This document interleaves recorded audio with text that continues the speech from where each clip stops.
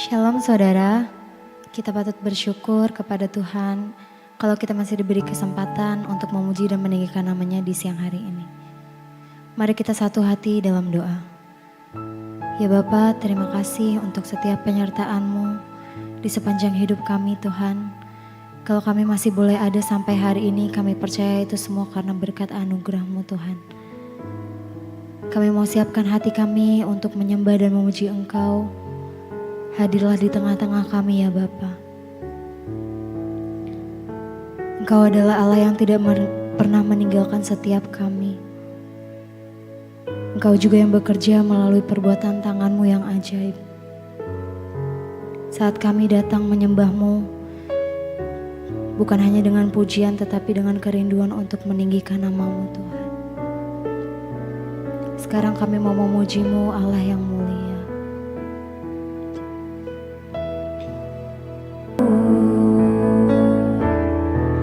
Sekarang ku memuji-Mu, Allah yang setia, yang tak pernah meninggalkan setiap kami. Engkau perbuatan tangannya. Sekarang ku menyembah-Mu, Allah yang mulia, sempurnakan segenap hidupku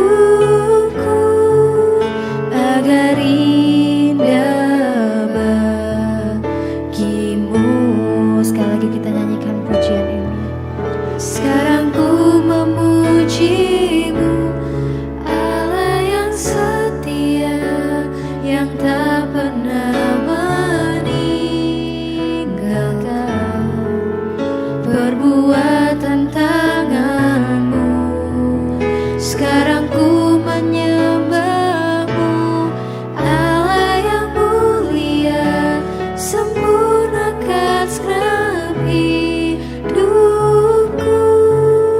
agar indah Sekali lagi kita nyanyikan. Sekarang ku memuji-Mu ya Bapa. Sekarang ku memuji-Mu, Allah yang setia, yang tak pernah meninggalkan perbuatan tangan-Mu. Sekarang ku menyembah-Mu, Allah yang mulia, sempurnakan segenap hidupku agar indah bagimu. Kami tahu Engkau Tuhan yang setia, yang selalu menyertai di setiap musim kehidupan kami. Engkau tak pernah meninggalkan kami dan segala yang Engkau lakukan melalui perbuatan tangan-Mu sempurna ya Tuhan. Kami mau persembahkan hidup kami kepadamu. Ku persembahkan hidupku kepadamu Tuhan, untuk kemuliaan-Mu ku berikan hidup ini sebagai persembahan yang berkenan padamu.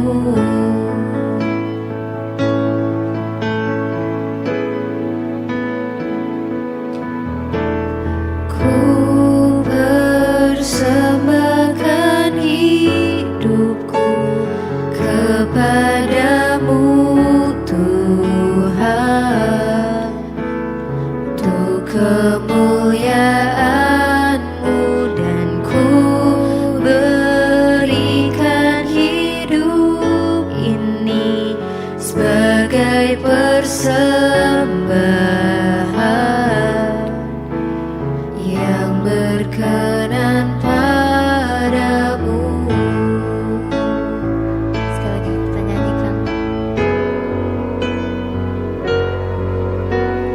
Ku persembahkan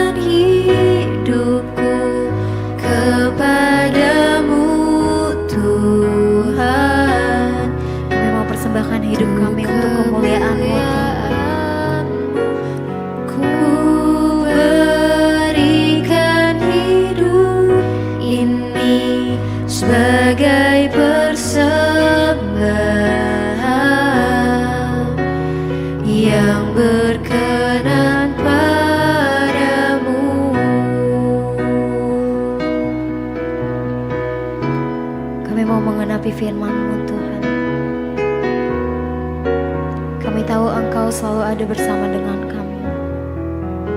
Kita mau nyanyikan pujian hidupku mengenapi firman-Mu.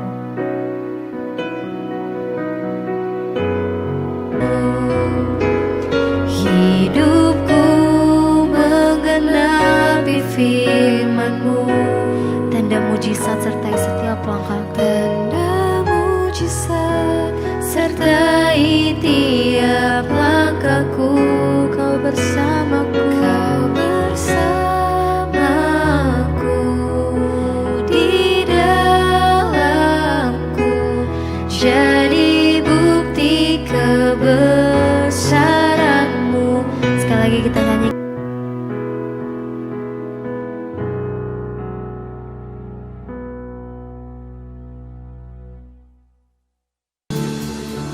Terima kasih Bapa, kami mengucap syukur kalau kami boleh ada di minggu pertama di tahun 2025 ini. Semua karena anugerah Tuhan di hidup kami, tidak ada satupun karena kekuatan kami Tuhan. Kami bersyukur, bahkan kami tahu di hari-hari yang selanjutnya penyertaan Tuhan juga sempurna atas hidup kami. Karena itu bekali kami dengan firman-Mu Bapa, agar hidup kami boleh selaras dengan firman Tuhan.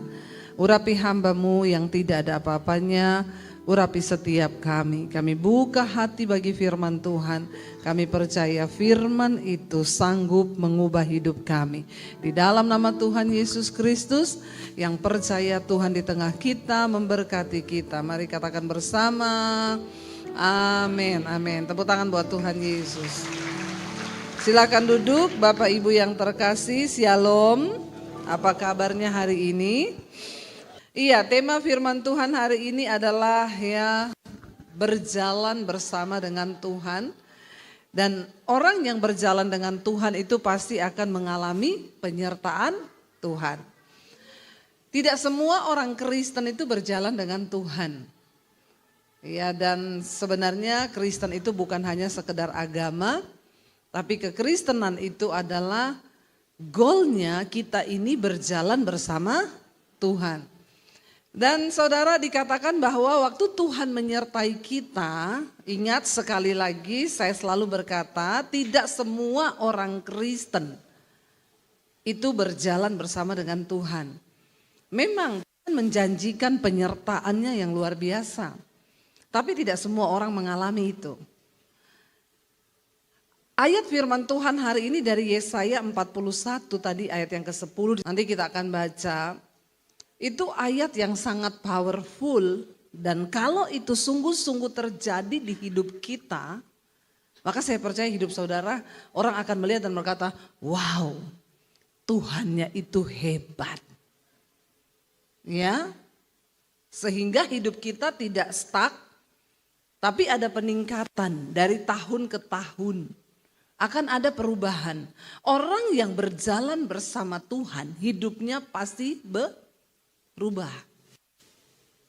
Kalau saudara jadi Kristen puluhan tahun, enggak berubah-berubah.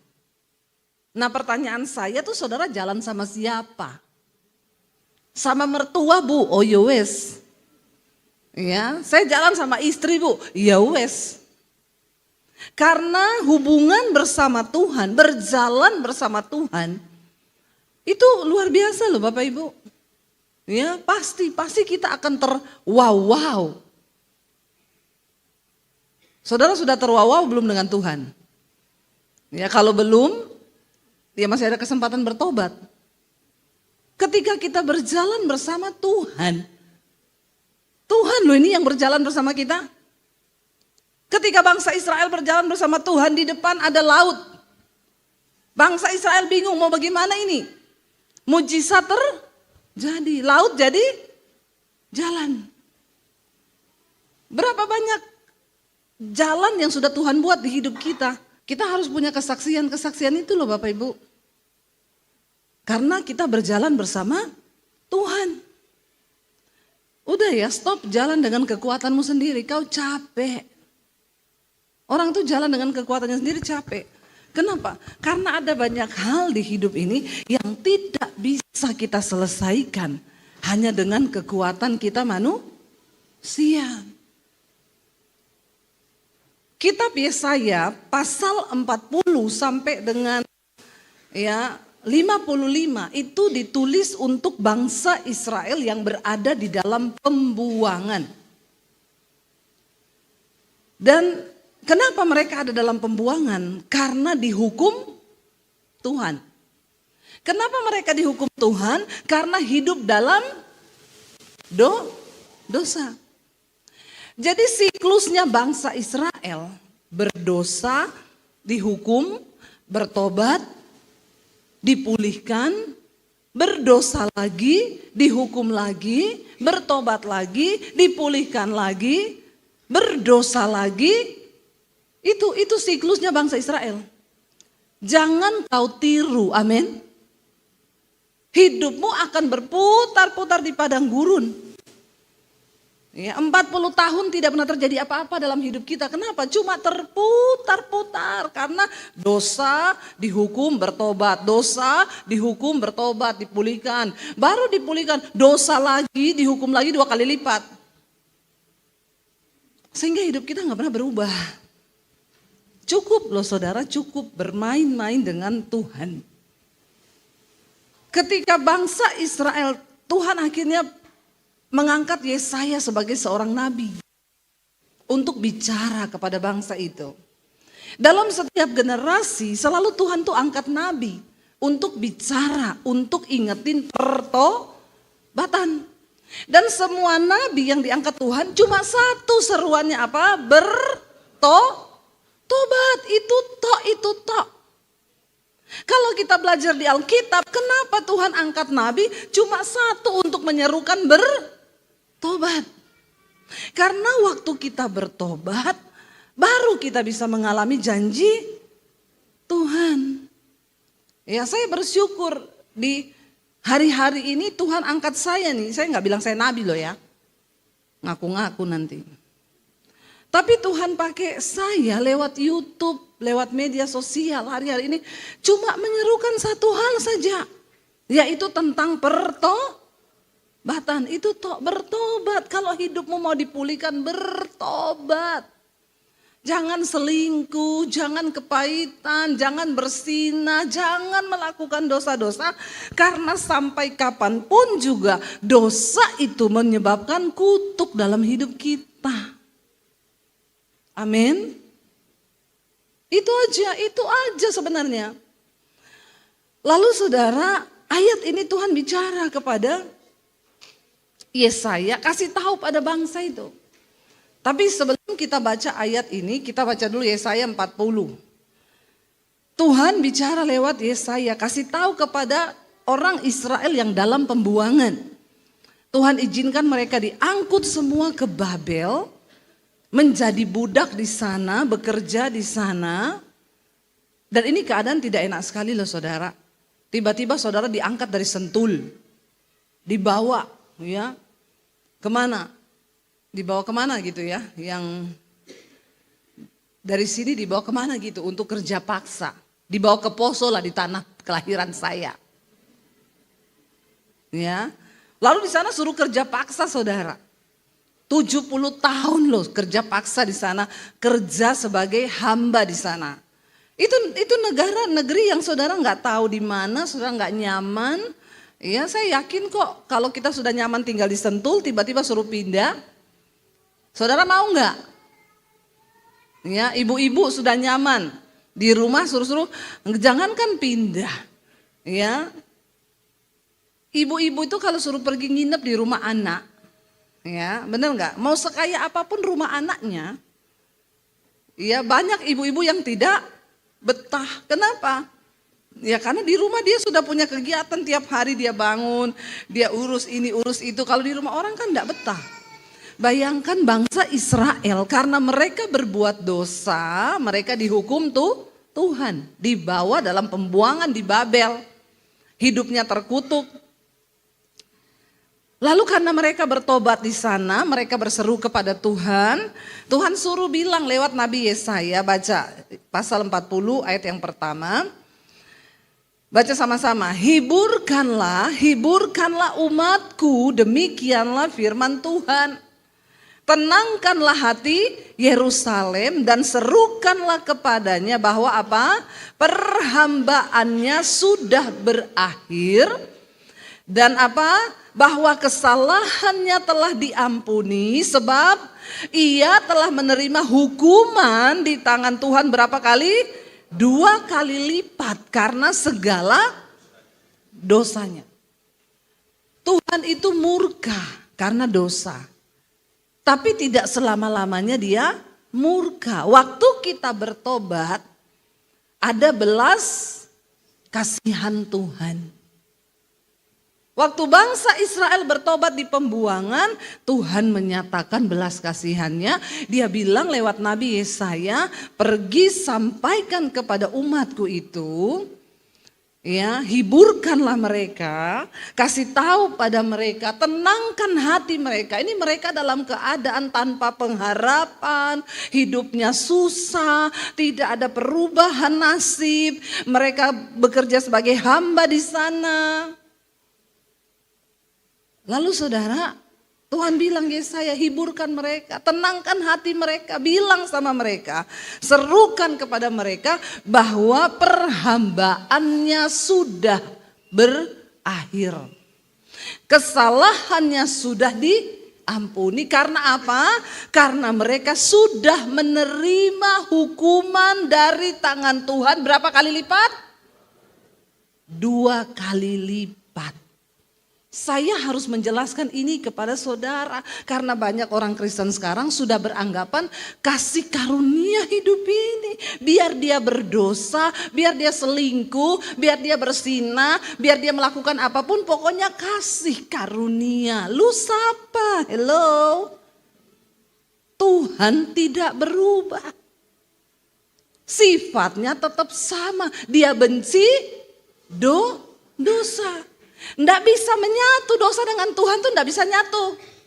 Kayak minyak sama air, nggak bisa nyatu. Jadi kalau saudara terus berdosa, ya nggak bisa harapkan Tuhan berjalan dengan kita. Nggak mungkin itu terjadi.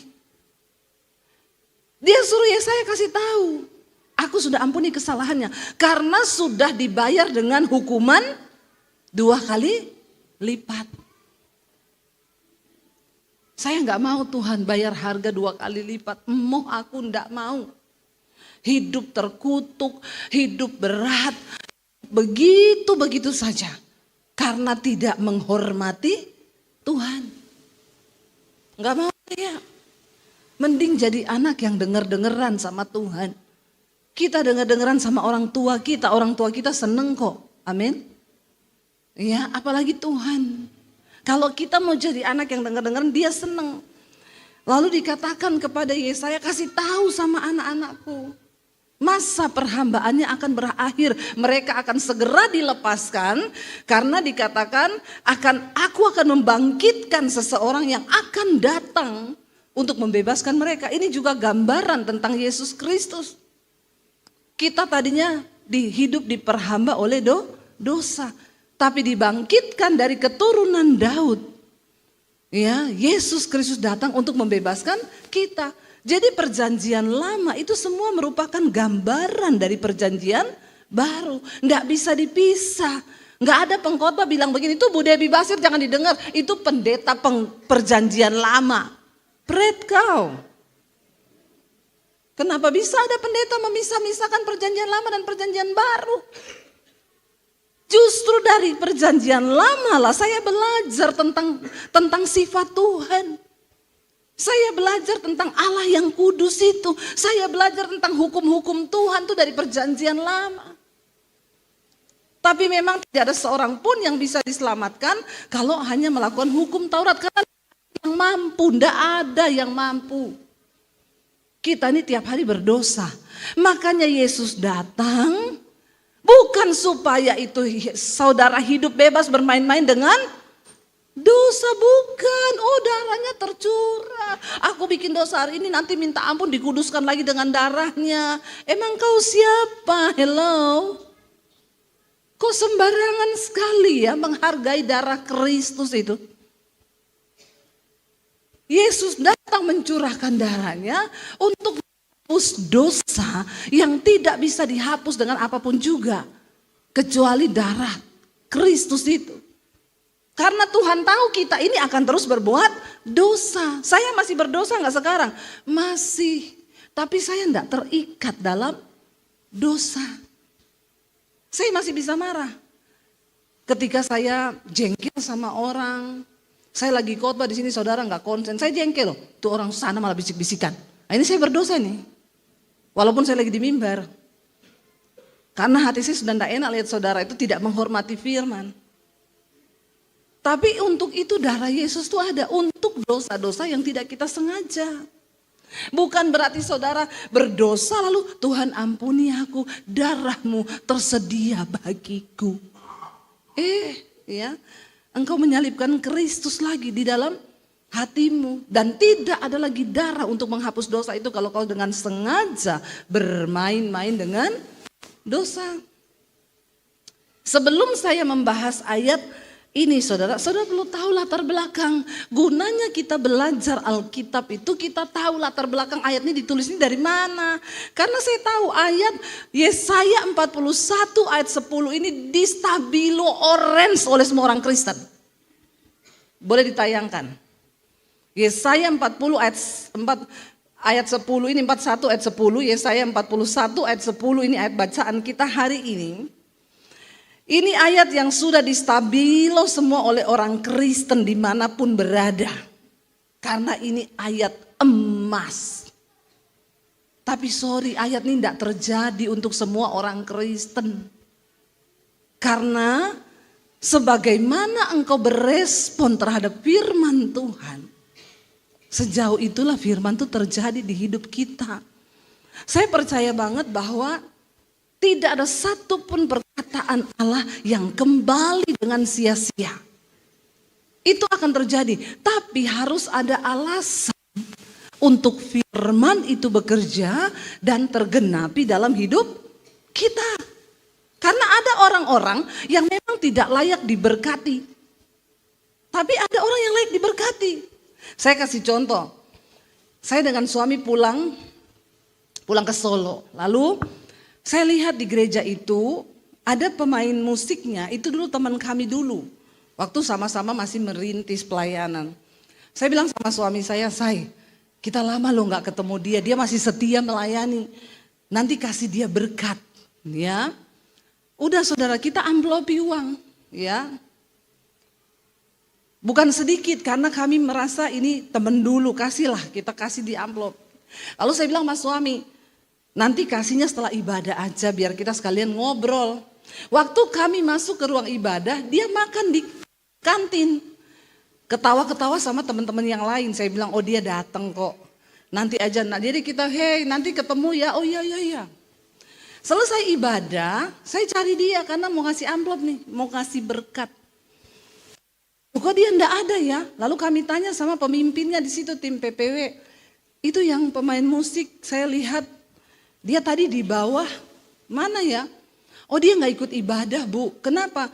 Karena hari ini dia gak tugas. Dia kalau gak tugas, dia gak pernah ikut ibadah. Cuma kalau tugas. Dalam hati saya, orang kok tidak menghormati Tuhan ya. Makanya Tuhan juga gak rela berkat itu tak kasihkan buat dia.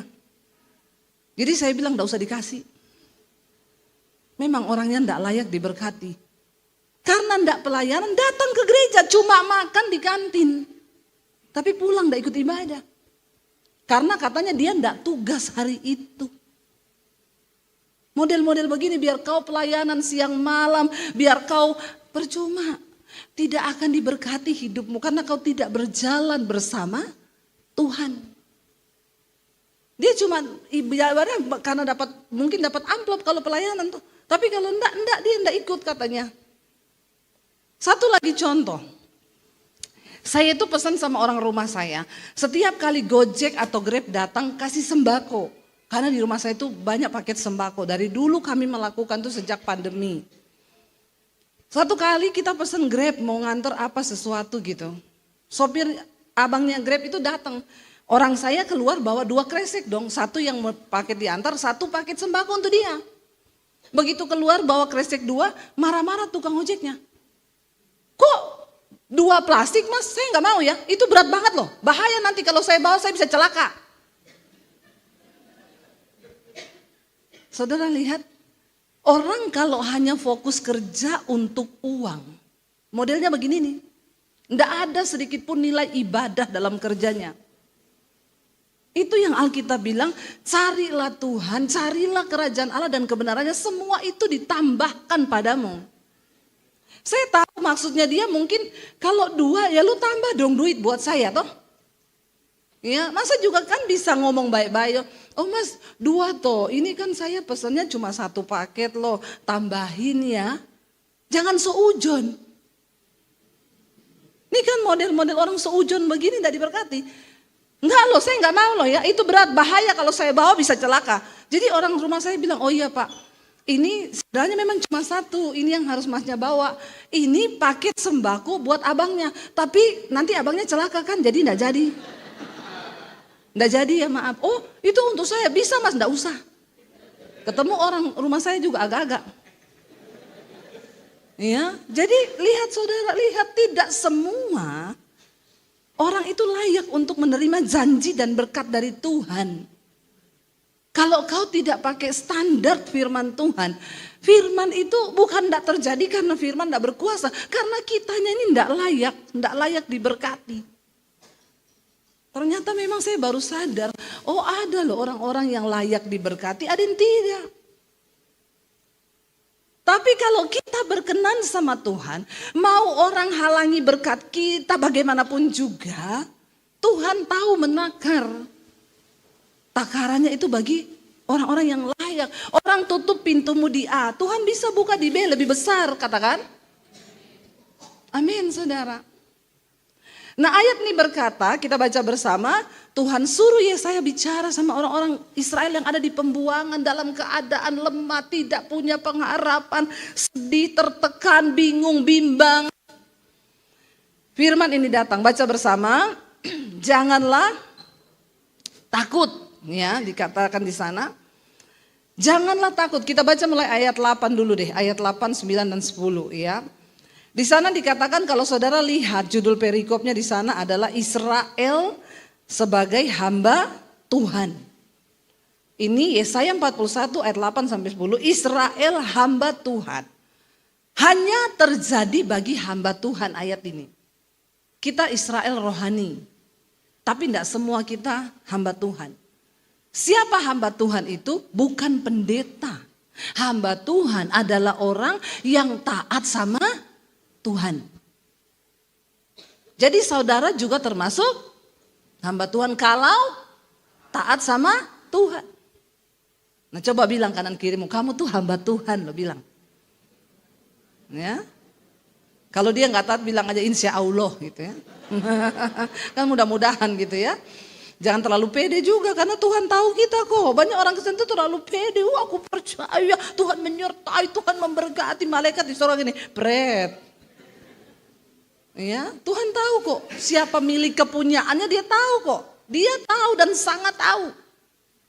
Dan dia menyertai orang-orang milik kepunyaannya itu. Ayat 8 berkata begini. Tetapi engkau hai Israel, hambaku hai Yakub yang telah kupilih, keturunan Abraham yang kukasihi. Kita ini semua secara rohani keturunan Abraham. Orang yang dipilih Tuhan. Bilang lagi kanan kirimu, kamu tuh dipilih Tuhan loh. Bilang ya. Kalau dia nggak respon bilang, dipilih Tuhan loh kau itu. Ya, bilang lagi, jangan sia-siakan loh pilihan Tuhan atas kau. Bilang begitu. Ya, supaya saling mengingatkan kita ini. Dikatakan begini, engkau yang telah kuambil, ayat 9, dari ujung-ujung bumi, yang telah kupanggil dari penjuru-penjurunya. Aku berkata kepadamu, engkau hambaku, aku telah memilih engkau dan tidak menolak engkau. Ini ayat juga yang saya dapatkan, saudara. Bayangkan, tadinya keselamatan itu hanya untuk Israel. Tapi karena mereka tidak taat, Tuhan beri keselamatan itu bagi semua umat manusia, termasuk kita ini yang dari ujung-ujung bumi. Bayangkan dari timur tengah sana Israel sampai ke Sentul, ini ujung bumi kan? Jauh enggak? Dari ujung-ujungnya loh kita dipanggil. Jauh loh saudara, kita ini dipanggil Tuhan. Aku telah memilih engkau dan tidak menolak engkau. Iya, kita ini sudah dipilih Tuhan, Tuhan enggak tolak. Ayat 10 baru berkata di sana apa? Janganlah takut sebab aku menyertai engkau, janganlah bimbang, sebab aku ini Allahmu, aku akan meneguhkan bahkan menolong engkau, aku akan memegang engkau dengan tangan kananku yang membawa kepada kemenangan. Wow enggak? Wow, ini berjalan bersama Tuhan. Yang pertama, jangan takut. Karena orang yang takut pasti tidak percaya Tuhan. Waktu kau takut berarti engkau sedang tidak percaya Tuhan. Orang yang takut berarti sedang tidak beriman. Jadi jangan takut. Apapun keadaan kita, belajar untuk mempercayai Tuhan lebih dari ketakutan kita. Percaya saja. Saudara, mengalahkan roh ketakutan itu tidak gampang. Tapi kalau kita beriman, percaya, Tuhan bilang janganlah takut sebab aku menyertai engkau. Dalam segala keadaan Tuhan menyertai kita, amin. Dan janganlah bimbang. Takut itu sudah pasti lebih besar dari bimbang. Kalau bimbang itu masih ada percaya tapi agak ragu gitu. Ini benar enggak Tuhan? Jangan bimbang sebab aku ini Allah. Ini perkataan jaminan yang benar-benar sangat powerful. Tuhan bilang jangan bimbang, aku ini Allahmu loh. Aku ini Tuhanmu loh. Aku akan meneguhkan bahkan akan menolong engkau. Aku akan memegang engkau dengan tangan kananku yang membawa kemenangan. Ayo saudara, kalau saudara pengen berjalan bersama Tuhan, Tuhan itu terlebih rindu berjalan dengan kita loh. Nggak ada amin loh. Iya, amin. Kalau kita pengen diberkati, Tuhan terlebih rindu pengen berkati kita. Tapi dia tidak bisa mengingkari janjinya bahwa dosa itu menjadi penghambat semua janji Tuhan dalam hidup kita.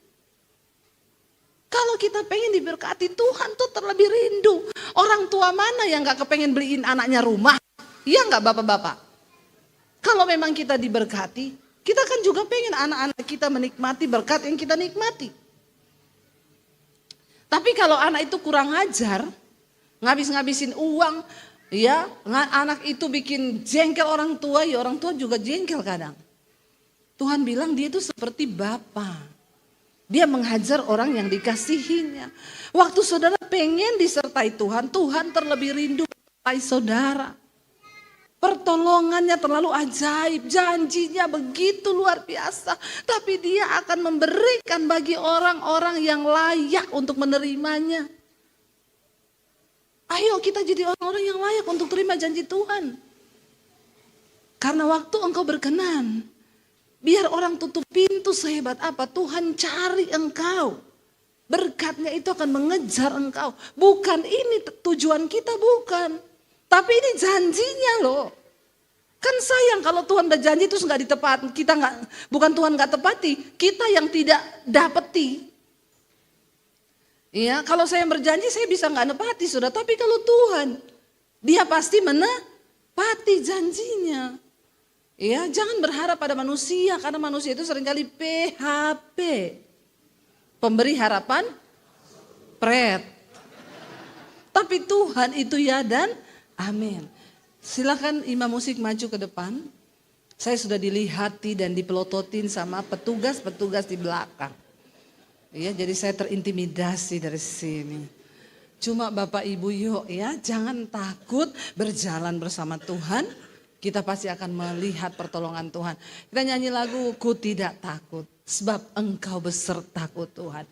Imani pujian ini diambil dari ayat ini saudara. Responi firman Tuhan dengan sikap hidup yang benar, maka itu akan terjadi. Amin.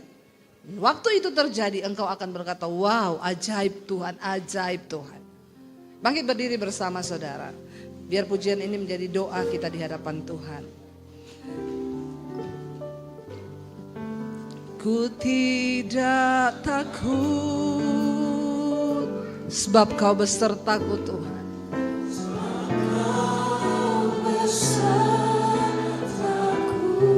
Ku tidak bimbang sebab Engkau Allahku. Amin. Yes Lord. Sebab Engkau Allahku, Engkau meneguhkanku bahkan menolongku. Meneguhkanku bahkan menolongku.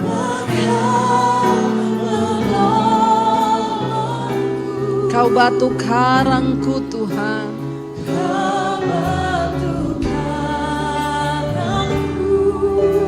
Amin. Yesus Tuhan. Sekali lagi saudara katakan, ku tidak takut. Ku tidak takut, sebab Engkau beserta kami Tuhan. Itu janji-Mu. Amin. Ku tidak bimbang, sebab Engkau Allahku. Katakan dengan iman saudara. Engkau meneguhkanku bahkan menolongku Tuhan. Kau batu karangku, Kau batu karangku. Yesus Tuhan, Yesus memegangku, memegangku dengan tangan kananmu. Yesus memberiku kemenangan demi kemenangan. Yes. Amin. Katakan dengan iman. Yesus memegangku dengan tangan kananmu. Yesus memberiku kemenangan. Mari tutup mata dalam hadirat Tuhan saudara. Bilang, Tuhan, kami mau menjadi orang yang layak untuk menerima janji dan berkat penyertaan Tuhan. Ampuni kalau selama ini kami berjalan dengan kekuatan kami. Kami berjalan dengan dosa-dosa kami. Itu yang menyebabkan janji-Mu tidak terjadi di hidup kami Tuhan. Tapi hari ini kami mengerti Engkau menyertai kami, Engkau meneguhkan kami, Engkau menolong kami, sebab Engkau Allah kami yang hidup. Karena itu Tuhan, kami mau teguhkan setiap hati kami Tuhan, untuk kami berjalan bersama dengan Tuhan, melihat setiap janji Tuhan terjadi di hidup kami. Datang pada Tuhan saudara, percaya bahwa Yesus pegang kita dengan tangan kanannya yang membawa pada kemenangan. Angkat tanganmu sekali lagi saudara. Terimalah kiranya berkat, rahmat, anugerah dari Allah Bapa, cinta kasih dari Tuhan Yesus Kristus, penyertaan Allah Roh Kudus turun atas hidup kita mulai hari ini bahkan sampai kali yang kedua. Tuhan Yesus datang menjemput setiap kita dan hidupmu akan mengalami kemuliaan Tuhan. Bahkan penyertaan Allah Roh Kudus menyertai sehingga satu saat ketika Tuhan Yesus datang kembali, nama kita tercatat di dalam kitab kehidupan. Di dalam nama Tuhan Yesus yang percaya diberkati Tuhan. Katakan bersama, amin, amin. Tuhan Yesus memberkati.